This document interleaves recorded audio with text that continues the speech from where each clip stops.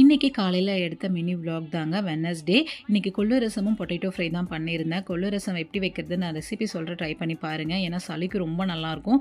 நைட்டே கொள்ளு பருப்பை ஊற வச்சுருங்க, ஒரு 2 ஸ்பூன். அது கூட காலையில் மஞ்சத்தூள் மல்லி போட்டு குக்கரில் ஒரு 15 விசில் எடுத்துக்கோங்க. கொஞ்சமாக புளியும் தக்காளியையும் சூடு பண்ணி எடுத்துக்கலாம்.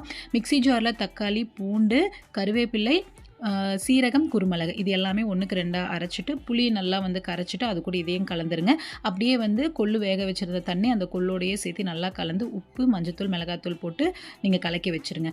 எப்பவும் போல் ரசம் தாளிக்கிறது கடுகு, பச்சை மிளகா போட்டு தாளிச்சிங்கன்னா சூப்பராக இருக்குங்க. ஒரே கொதி வந்துச்சு அப்படின்னா கொள்ளு ரசம் சூப்பராக ரெடி ஆயிரும். சளிக்கெலாம் ரொம்ப நல்லாயிருக்கும். குழந்தைங்களுக்கு ரொம்ப ரொம்ப ஹெல்த்தியாக இருக்கும். கண்டிப்பாக ட்ரை பண்ணி பார்த்துட்டு எப்படி இருந்துச்சுன்னு சொல்லுங்கள். பொட்டேட்டோ ஃப்ரையும் பண்ணியாச்சுங்க.